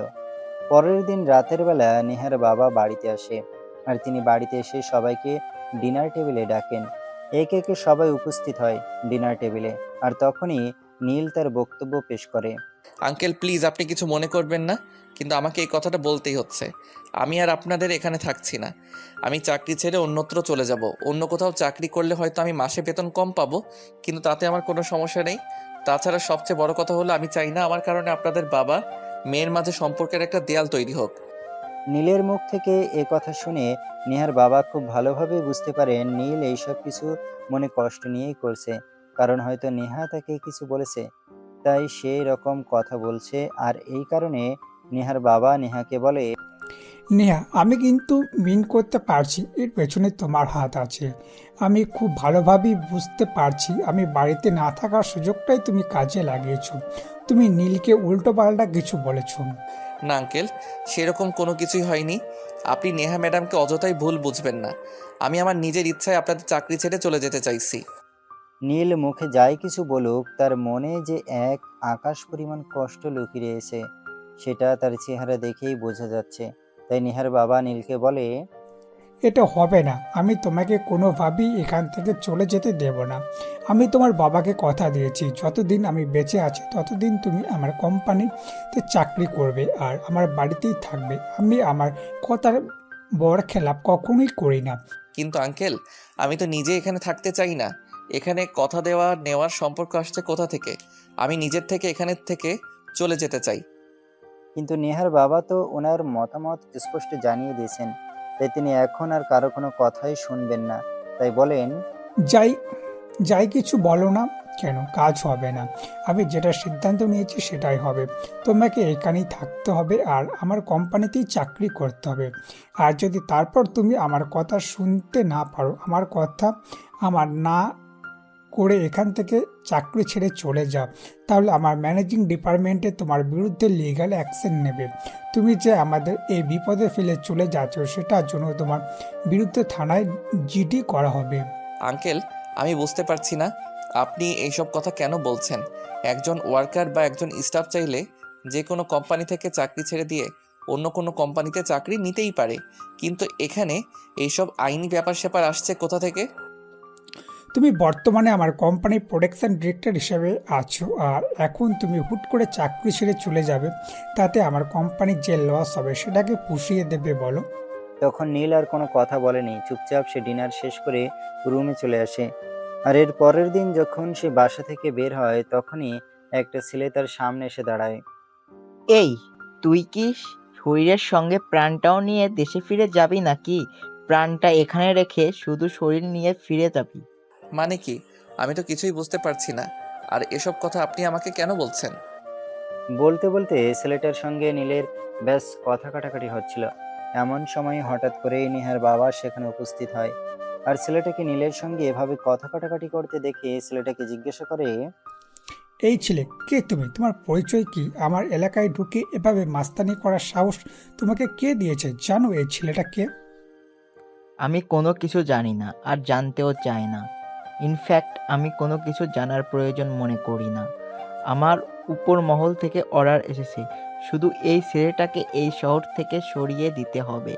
ব্যাস এইটুকু, আমি আর কোনো কিছুই জানতে চাই না।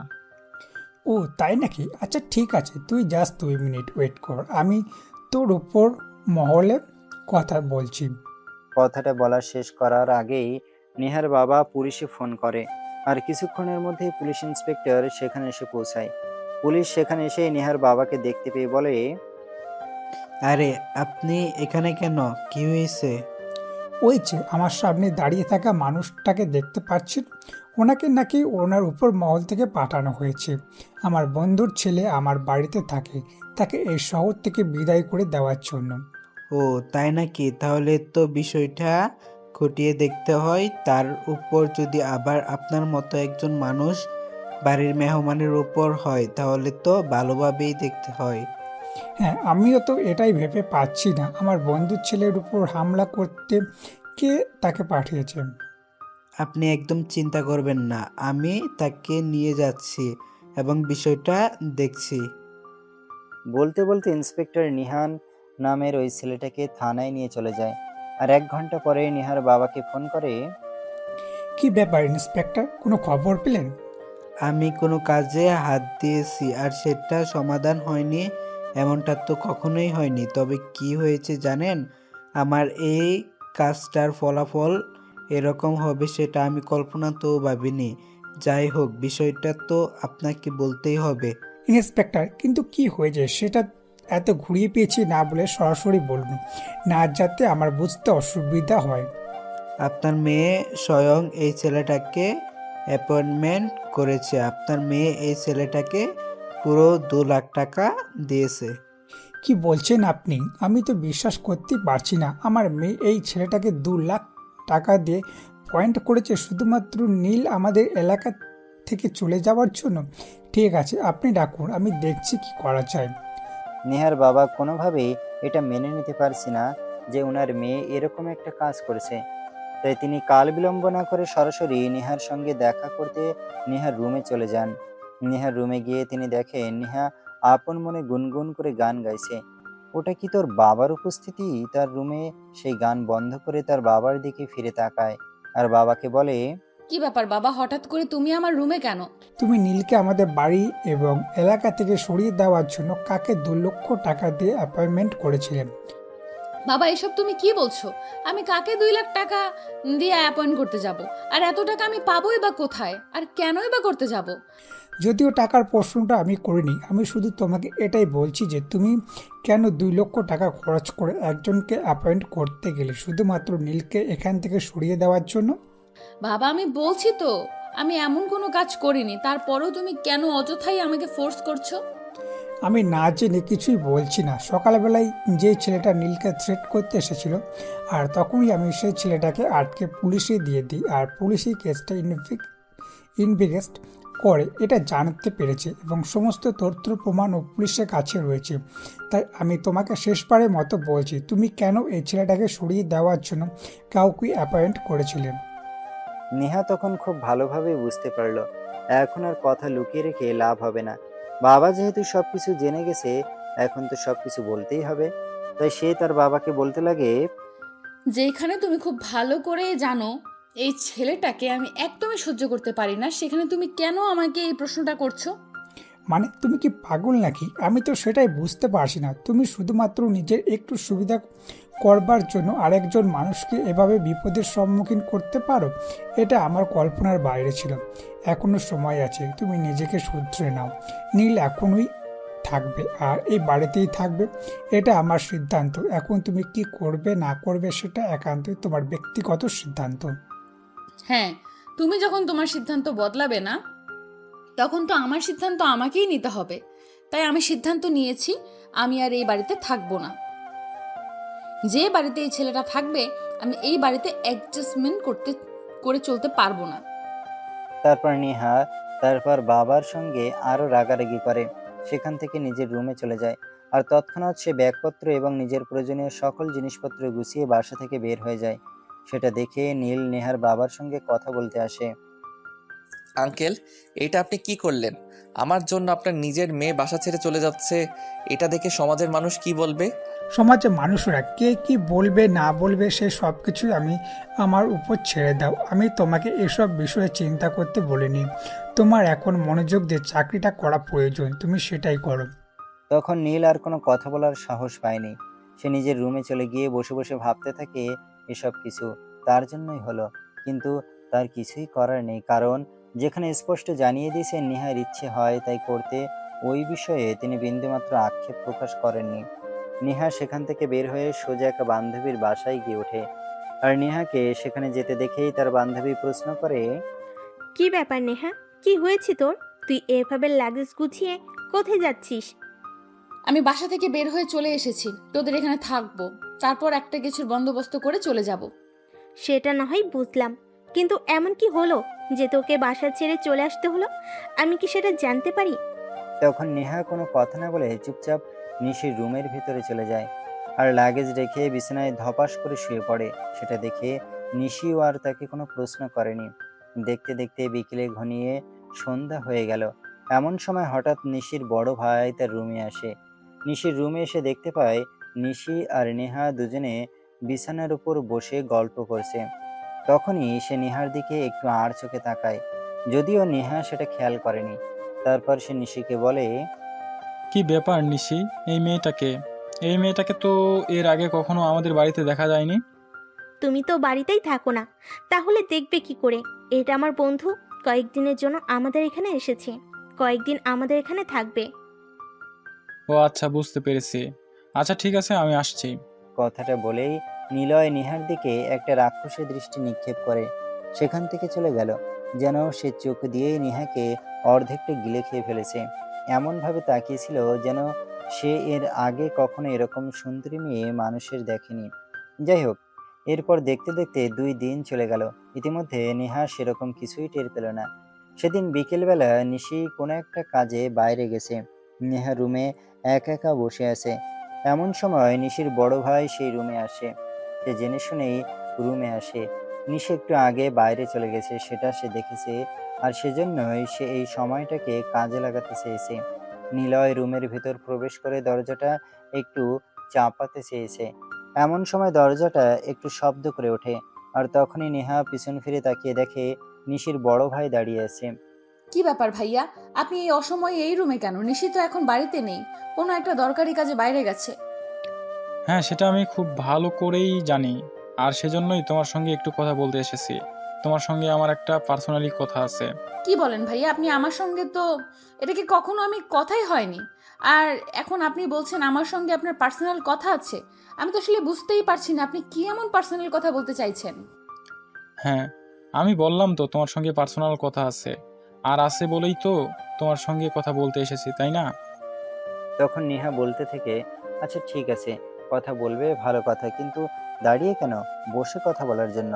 তখন নিলয় নেহার একটু কাছে গিয়েই বসে, আর তারপর তার হাতটা ধরার চেষ্টা করে। তখনই নেহা একটু পিছিয়ে গিয়ে বলে, আরে ভাইয়া, এসব আপনি কি করছেন? আপনি তো বললেন শুধু আমার সঙ্গে একটু কথা বলবেন, কিন্তু আপনি আমার হাত ধরছেন কেন? তখন নিলয় একটু সরে গিয়ে বলে, সরি, আসলে তোমাকে যেটা বলতে চাই, দেখো আমি কিন্তু ঘুরিয়ে পেঁচিয়ে কথা বলা একদমই পছন্দ করি না। যা বলি সবসময় স্পষ্ট করে কথা বলি। হ্যাঁ ভাইয়া, ঠিক আছে, আমি বুঝতে পেরেছি। এবার তো বলুন আপনি আমাকে কি বলতে চান। তখন নিলয় বলে নিলয় নেহাকে পছন্দ করে, আর নেহা এক কথাতেই রাজি হয়ে যায়। কারণ নিলয় ছিল সুদর্শন এক পুরুষ, যাকে দেখে যে কোনো মেয়ে প্রথম দেখাতেই প্রেমে পড়ে যেত। নেহা নিজেও তো একটা মেয়ে মানুষ, আর তার ক্ষেত্রে উপকার ব্যতিক্রম হবে না। তারপরে শুরু হয় তাদের দুজনের প্রেম, কিন্তু সেটা নেহার বান্ধবী নিশি জানতো না।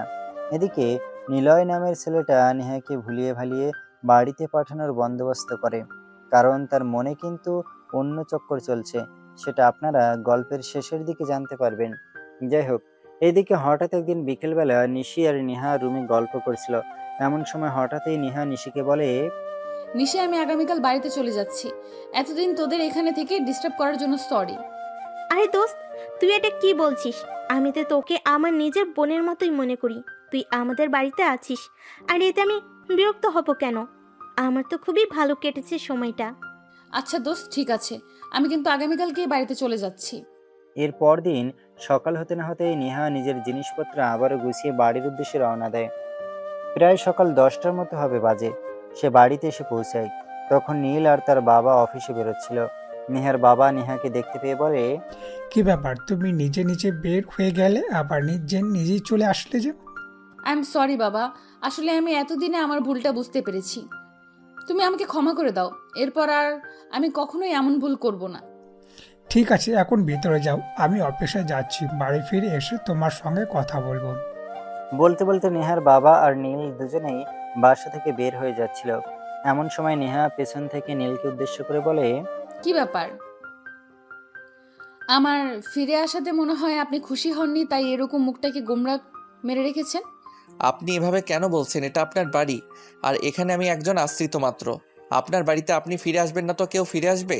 আর এখানে আমার মুখ গোমড়া করে রাখার কি আছে? বলতে বলতে নীল আর নেহার বাবা দুজনেই অফিসে বেরিয়ে পড়ে। আর অফিসে এসে নেহার বাবা নীলকে নিজের কেবিনে ডাকে। কি ব্যাপার আঙ্কেল, কিছু হয়েছে নাকি? আপনি আমাকে কিছু বলবেন? হ্যাঁ, আমি তোমাকে গুরুত্বপূর্ণ কিছু কথা বলতে চাই, তুমি আমার কথাগুলো মনোযোগ দিয়ে শোনো। নেহা ফিরে এসেছে, এর মানে এই নয় যে সে ভালো হয়ে গেছে, কারণ মেয়েটা তো আমার, তার শরীরের প্রত্যেকটা শিরা উপশিরা আমার রক্তে বইছে।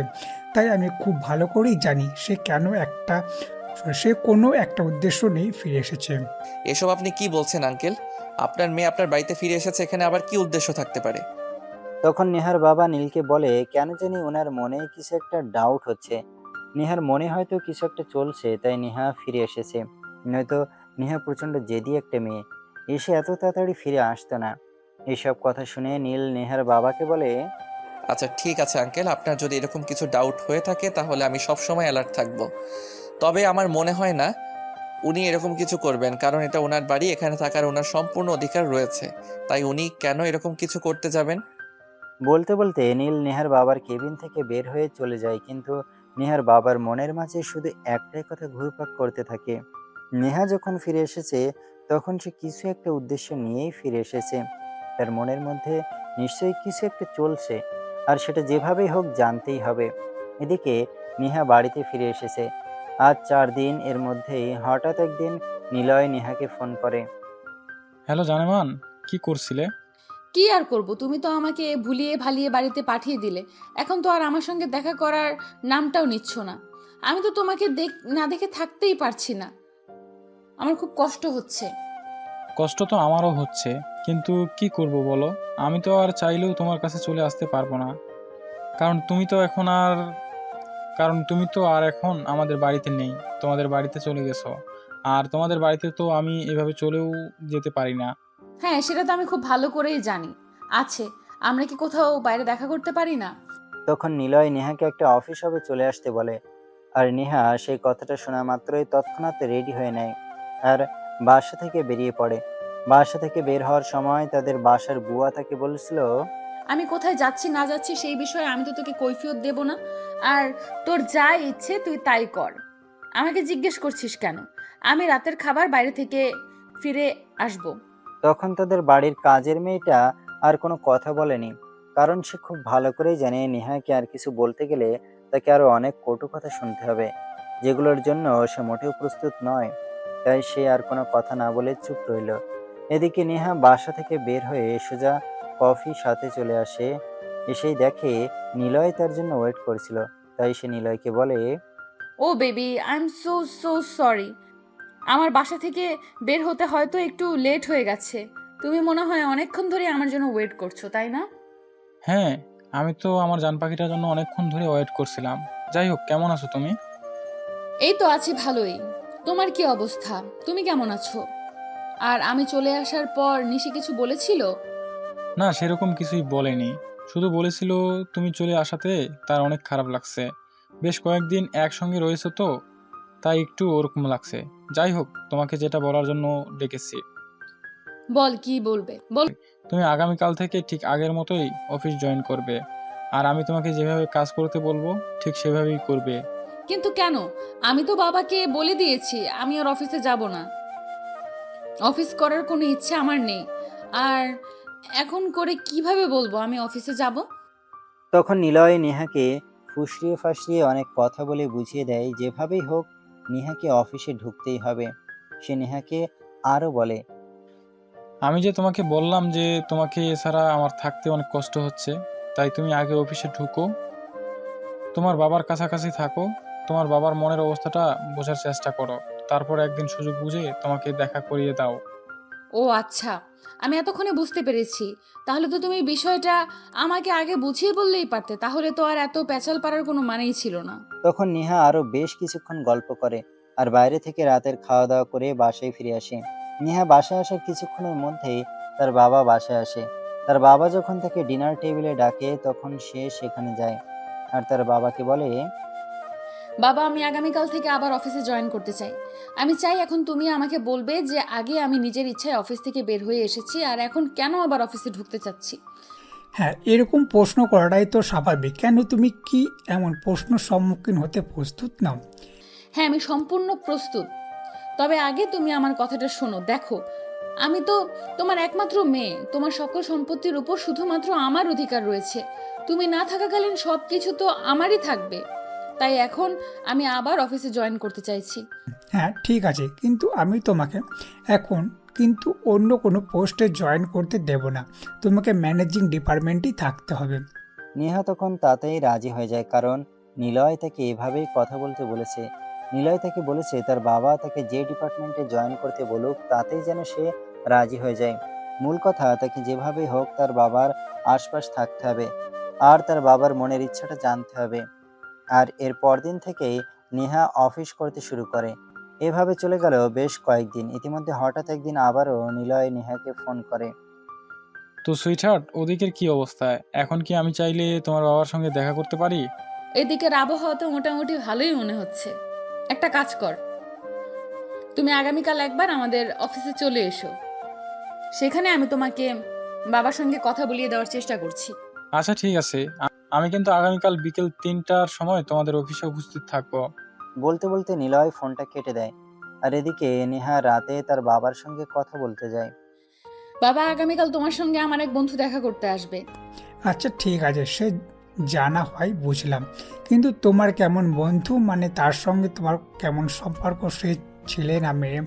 সে কি আমার সঙ্গে কোনো দরকারি কথা বলতে আসবে নাকি এমনিতেই দেখা করতে আসবে? বাবা, তুমি আমাকে এত প্রশ্ন কেন করছো? সেটা তুমি তো আগামীকাল তার সঙ্গে যখন দেখা হবে তখনই জানতে পারবে। বলতে বলতে নেহা সেখান থেকে চলে যায়। আর পরের দিন ঠিক বিকাল 3টার সময় নিলয় তাদের অফিসে আসে। প্রথমে সে নেহার চেম্বারে যায়। Excuse me madam, may I come in? Neha একটা কাজ করছিল তখন। এসে মাথা ঘুরিয়ে তাকিয়ে দেখে নিলয় তার কেবিনের দরজার সামনে দাঁড়িয়ে আছে। তখন সে নিলয়ের দিকে তাকিয়ে বলতে থাকে, আরে মাই ডিয়ার সুইট হার্ট, তুমি আমার কেবিনে এসেছো আর ভেতরে প্রবেশ করার জন্য অনুমতি চাইছো? এমনটা হতে পারে নাকি? প্লিজ ভেতরে এসো। তখন নিলয় হৃদয়ে প্রবেশ করে তার সঙ্গে সঙ্গে নেহাকে জড়িয়ে ধরে। আর তখনই নেহার ঠোঁটে একটা কিস করে। নেহা তখন নিজেকে কোনো রকমে ছাড়িয়ে নিয়ে বলতে থাকে, আরে এটা তুমি কি করছো? এটা আমার অফিস, এখানে এরকম করা যায় নাকি? উফ ডার্লিং, সেই কথা দিন ধরে তোমাকে একটুও দেখি না, তোমাকে একটু কাছ থেকে ছুতে পারি না। আমি তো তোমাকে ছাড়া থাকতেই পারছিলাম না। এখন আমি কি করব, তুমি নিজেই সেটা বলো না। তাই বলে তুমি আমার অফিসে এসে এরকম করবে নাকি? আচ্ছা ঠিক আছে, বসো। তুমি কি খাবে বলো। যদিও আমার তোমাকেই খাওয়ার ইচ্ছা, কিন্তু সেটা তো আর পূরণ হবে না। আপাতত 1 কাপ কফি হলেই চলবে। কথাটা বিড়বিড় করে বলছিল নিলয়, তাই নেহা বসতে পারেনি। তাই সে জিজ্ঞাসা করে, কি ব্যাপার? তুমি আমাকে বিড়বিড় করে কি বলছো? কি বলবে স্পষ্ট করে বলো। তুমি তো জানোই বিড়বিড় করে কথা বললে আমি বুঝতে পারি না। নিলয় তখন কিছুটা আন্দাজ করতে পারে নেহা হয়তো তার বলা কথাটা একটু হলেও শুনতে পেরেছে। তাই সে কথা ঘুরিয়ে দেওয়ার জন্য বলে, কই, আমি আবার কি বললাম? আমি তো শুধু বললাম 1 কাপ কফি হলেই চলবে। তুমি কি ইদানিং কানে কম শুনতে পাও নাকি? হ্যাঁ, হতেই পারে। হয়তো তুমি কাছে নেই, তাই হয়তো কানে একটু কম শুনতে পাচ্ছি। যাই হোক, তুমি বসো, আমি এক্ষুনি কফির ব্যবস্থা করছি। তারপর দুজনে বসে গল্প করতে থাকে। আর এদিকে নেহা তাদের অফিসের পিয়নকে দিয়ে কফি আনানোর ব্যবস্থা করে। কফি খেতে খেতে নিলয় নেহাকে বলে, তুমি তোমার বাবার সঙ্গে আমাদের সম্পর্কের বিষয়ে কিছু বলেছ, মানে বিয়ের বিষয়ে কথা বলছি। না, আমি এখনো সেরকম কিছুই বলিনি। আর তুমি তো জানোই আমি একটা মেয়ে মানুষ, আর একটা মেয়ে হয়ে কিভাবে নিজের বাবার সঙ্গে বিয়ের বিষয়ে কথা বলি বলো। ওকে মাই ডিয়ার, কোনো সমস্যা নাই। আমি যখন চলে এসেছি তখন আমি নিজেই সবটা সামলে নেব। তোমাকে কোনো চিন্তা করতে হবে না। এখন চলো আমাকে নিয়ে তোমার বাবার কেবিনে। তখন নেহা আর এক মুহূর্ত দেরি না করে নিলয়কে নিয়ে তার বাবার কেবিনে চলে যায়। কিন্তু তার বাবা তখন নীলের সঙ্গে একটা গুরুত্বপূর্ণ বিষয় নিয়ে আলোচনা করেছিল। সেটা দেখে নেহা একটু ক্ষেপে যায়। কিন্তু নিলয় চোখের ইশারায় নেহাকে ঠান্ডা হতে বলে। তাই নেহা নিজেকে একটু শান্ত করে তার বাবাকে বলে, বাবা, আমি তো তোমাকে বলেছিলাম আমার এক বন্ধু তোমার সঙ্গে দেখা করতে আসবে। এই যে আমি তাকে নিয়ে এসেছি, সে তোমার সঙ্গে কিছু বলতে চায়। হ্যাঁ ঠিক আছে, তুমি তাকে নিয়ে একটু ওয়েটিং রুমে বসো, আমি নীলের সঙ্গে একটা গুরুত্বপূর্ণ বিষয় নিয়ে আলোচনা করছি, সেটা সেরে তোমাদের সঙ্গে কথা বলছি। বাবা, তোমার কি হয়েছে বলো তো? আমার একটা বন্ধু তোমার সঙ্গে একটা গুরুত্বপূর্ণ বিষয় নিয়ে আলোচনা করতে এসেছি, আর এখন কিনা তুমি বলছো তুমি নীলের সঙ্গে গুরুত্বপূর্ণ বিষয় নিয়ে আলোচনা করছো। আমার চাইতে এখন তোমার কাছে এই ছেলেটাই বেশি গুরুত্বপূর্ণ? এত গুরুত্ব দাও? তখন পাশ থেকে নিলয় বলে ওঠে, নেহা এত অস্থির কেন হচ্ছে? উনি তো একটা গুরুত্বপূর্ণ বিষয় নিয়ে আলোচনা করছেন। চলো আমরা ওয়েটিং রুমে গিয়ে বসে ওনার আলোচনা শেষ করুক, তারপরে না হয় আমরা ওনার সঙ্গে কথা বলবো। তারপর নিলয় নেহাকে নিয়ে বাইরে চলে যায়। আর তার বাবার কথা বলা শেষ হলে নীল কেবিন থেকে বের হয়। আর তাকে দেখে তারা দুজন কেবিনে প্রবেশ করে। হ্যাঁ, এবার বলো তোমরা কি বলতে চাও। কথাটা শোনা মাত্রই নেহা কিছু বলতে চাইলে নেহাকে থামিয়ে দিয়ে নিলয় বলতে শুরু করে, আঙ্কেল, আমি নিলয়। আপনার মেয়ের সঙ্গে আমার একটা রিলেশন রয়েছে। বলতে পারেন আমরা দুজনে এই মুহূর্তে একটা ভালো পর্যায়ে রয়েছি। এখন আপনি চাইলে আমরা সেই সম্পর্কটাকে বিয়েতে রূপান্তরিত করতে চাই। এমন কথা শুনে নেহার বাবার মধ্যে সেরকম কোনো পরিবর্তন হয়েছে বলে মনে না হলেও তিনি নিজেকে শান্ত রেখে বলেন, দেখো, বিয়ের শাদির ব্যাপারে তো হুট করে সিদ্ধান্ত নেওয়া যায় না, ভেবেচিন্তে সিদ্ধান্ত নিতে হয়। তাছাড়া নেহা আমার একমাত্র মেয়ে, তাকে আমি তার উপযুক্ত ছেলের হাতেই তুলে দিতে চাই। আঙ্কেল, আপনি আমাকে সম্পর্ক ভরসা করতে পারেন। আর আমি বুঝতে পারছি আপনি কোন বিষয়টা নিয়ে চিন্তা করছেন। আপনার ব্যবসা, তাই তো আপনি আমার উপর সম্পূর্ণ ভরসা করতে পারেন। আমি আপনার ব্যবসাটা সঠিকভাবে পরিচালনা করতে পারবো। তাছাড়া আপনার তো কোনো ছেলে সন্তান নেই। বিয়ের পর যা আছে সব তো নেহার থাকবে, আর নেহার মানেই তো আমার। আর নিজের জিনিসটাকে সবাই খুব ভালোভাবে আগলে রাখতে জানে। নেহার বাবা তখন একটু মুচকি হেসে ছেলেটাকে উত্তর দেয়, হ্যাঁ, সেটা আমি খুব ভালো করেই জানি। যাই হোক, তুমি এখন আসো। আর বিয়েটা তো ছেলে খেলা নয়, বিয়েটা তো একটু চিন্তা ভাবনার বিষয়, তাই আমি ভেবে চিন্তে তোমাকে জানাবো। আঙ্কেল, এত চিন্তা ভাবনার কি আছে? আমরা দুজন একে অপরকে পছন্দ করি, এটাই কি যথেষ্ট নয়? আমাদের ভালোবাসার কি কোনো মূল্য নেই আপনার কাছে? কেন আপনি এত চিন্তা ভাবনা করতে চাইছেন? তোমাদের ভালোবাসার কোনো মূল্য নেই, সেটা আমি কখন বললাম? শুধু বললাম বিয়েটা ছেলে খেলা নয়, বিয়েটা সারা জীবনের একটা বন্ধন। আমি আমার মেয়েকে কার হাতে তুলে দেব সেটা আমাকে অবশ্যই ভেবে দেখতে হবে। আর নেহা, আজ ডিনার টেবিলে তুমি আমার সঙ্গে দেখা করবে, তোমার সঙ্গে আমার কথা আছে। তারপর নেহা আর নিলয় দুজনেই কোনো কথা না বলে চুপচাপ তার বাবার থেকে বের হয়ে চলে যায়। এদিকে রাতের বেলা সবাই যখন ডিনার টেবিলে আসে তখন নেহার বাবার নেহাকে বলে, নেহা, তুমি ওই ছেলেটার সঙ্গে আর কোনো সম্পর্ক রাখবে না, কারণ আমি অন্য একজনের সঙ্গে অনেক দিন আগেই তোমার বিয়ে ঠিক করে রেখেছি। বাবা, তোমার কি মাথা খারাপ হয়ে গেছে নাকি? আমি এই যুগের মেয়ে, আমি চাইলেই আমার পছন্দ মতো কাউকে বিয়ে করতে পারি। আর সেখানে তুমি কি না বলছো তুমি অনেক দিন আগেই একজনের সঙ্গে আমার বিয়ে ঠিক করে রেখেছো? হ্যাঁ, কেন? আমার কথাটা শুনতে তোমার খুবই খারাপ লাগছে নাকি? আমি তোমার বাবা, আর বাবা হয়ে এইটুকুই সিদ্ধান্ত নেওয়ার যথেষ্ট অধিকার আমার রয়েছে। বাবা, আমি নিলয়কে ভালোবাসি, এর চাইতে বড় কোনো সত্য নেই। আর তাকে ছাড়া অন্য কাউকে আমি কখনো বিয়ে করতে পারবো না। তাছাড়া নিলয় তোমার মেয়ের জামাই হতে যথেষ্ট উপযুক্ত একটা ছেলে। কে তোমার জন্য উপযুক্ত আর কে তোমার জন্য উপযুক্ত নয় সেটা বোঝার মতো ক্ষমতা এখনো তোমার হয়নি, তাই আমি সেই বিষয়ে তোমার উপর একটু ভরসা করি না। কথাটা বলতেই নেহা প্রচন্ড পরিমাণে খেতে চায় আর রাতের খাবার না খেয়ে সেখান থেকে উঠে চলে যায়। তখনই নীল নেহার বাবাকে বলে, আচ্ছা আঙ্কেল, নিলয় ছেলেটাকে তো দেখলাম মোটামুটি ভালোই তো। আর নেহা ম্যাডাম যেহেতু ওনাকে পছন্দ করেন, তাহলে আপনি কেন এমন কথা বলছেন? ছেলেটাকে তুমি দেখছো, কিন্তু ছেলেটার কথাগুলো তুমি শোনোনি, তাই আমি বলবো এই বিষয়ে আমি তোমার কোনো মতামত গ্রহণ করব না। আর তুমি একবার আজকেই তোমার বাবাকে ফোন করবে আর আগামীকাল আমাদের এখানে আসতে বলবে। কেন আঙ্কেল? না মানে আসলে আপনি তো জানেন আমার বাবার শরীরটা ইদানিং ভালো যাচ্ছে না, তাই এভাবে হুট করে বাবাকে চলে আসতে বলতে পারি না। আমি ড্রাইভারকে বলে দিচ্ছি, তুমি শুধু আমাদের বাড়ির ঠিকানাটা দিয়ে দাও, ড্রাইভার নিজে গিয়েই নিয়ে আসবে। কেন, বাকি কারণে সেই সব কিছু তোমার বাবা আসার পরেই জানতে পারবে। তখন নীল আর কোনো কথা বলেনি, চুপচাপ নিজের রুমে চলে যায়। এরপর পরের দিন বিকেলের মধ্যে তাদের বাড়ির ড্রাইভার নীলের বাবাকে নিয়ে আসে। রাতের বেলা নেহার বাবা সবাইকে ড্রয়িং রুমে ডাকে, নেহাও সেখানে উপস্থিত হয়। কি ব্যাপার, কি হয়েছে? তুমি সবাইকে ডেকেছো কেন? আর এই বয়স্ক লোকটা কে? এনাকে তো আগে দেখিনি। উনি তোমার হবু শ্বশুর মশাই, ওনাকে সালাম করো। কথাটা শোনা মাত্রই উপস্থিত সবাই অনেকটা হতভম্ব হয়ে যায়। নেহা কিছু বলার আগে নীল বলে, আঙ্কেল, এসব আপনি কি বলছেন? আপনার কি মাথা খারাপ হয়ে গেছে নাকি? আমার বাবাকে আপনি নীলা ম্যাডামকে হবু শ্বশুর বলে পরিচয় দিচ্ছেন কেন? তুমি চুপ করো, আমি তোমার সঙ্গে কোনো কথা বলছি না। তারপর তিনি আবারও নেহার দিকে তাকিয়ে ধমক দিয়ে নেহাকে বলেন নীলের বাবাকে সালাম করতে। তখন নেহা বলতে থাকে, অসম্ভব বাবা, কখনোই না। এতক্ষণ আমি জানতাম না এই লোকটাকে, আর এখন যেহেতু জেনে গেছি নিজের বাবা, তখন তো প্রশ্নই ওঠে না।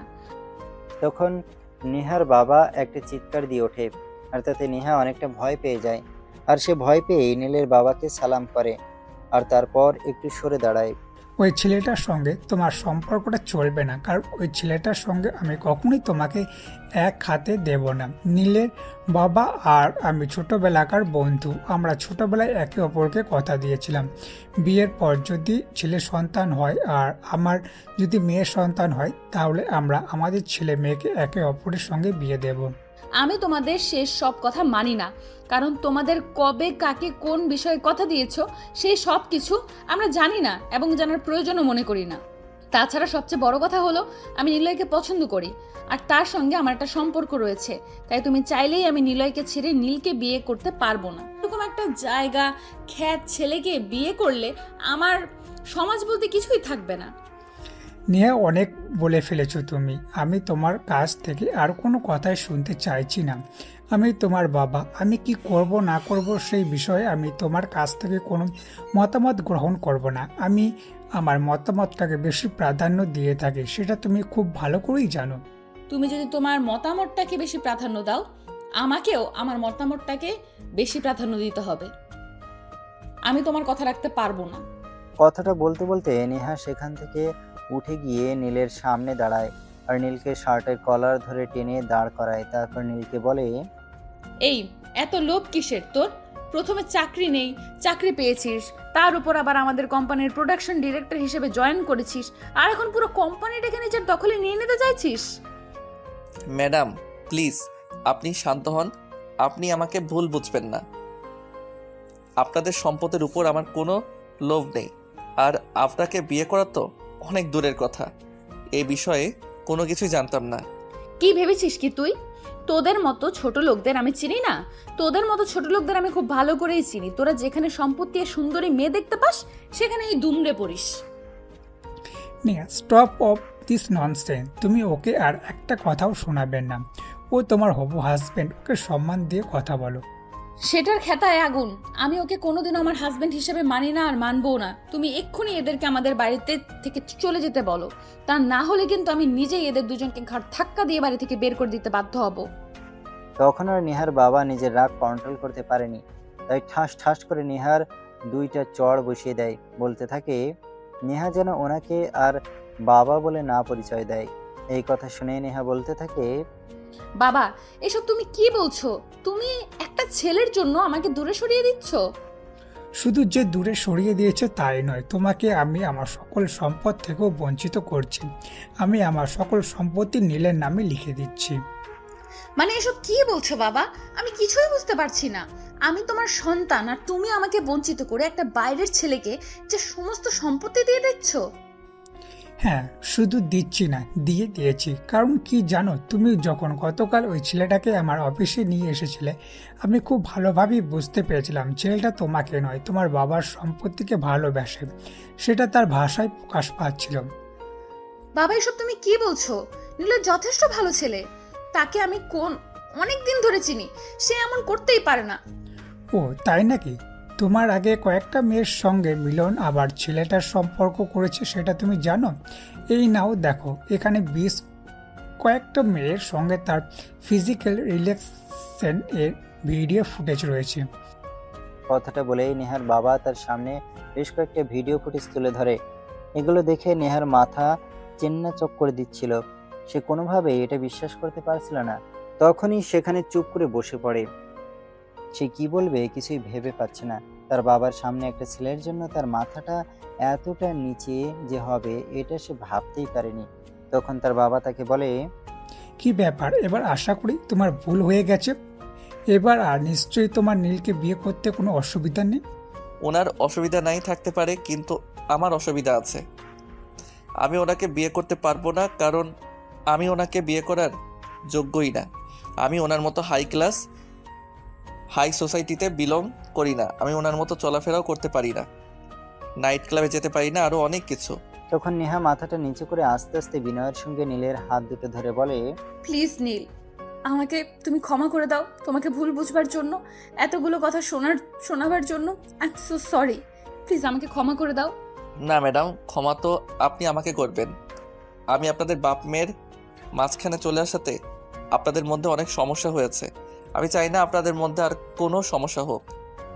সবার সব কথা শুনে নীলের বাবা নীলকে বলে, তাই নীলা, তুই এমন কেন করছিস? সবাই বলছে, তারপরও তুই কেন কথাটা মেনে নিচ্ছিস না? বাবা, তুমিও এই কথা বলছো?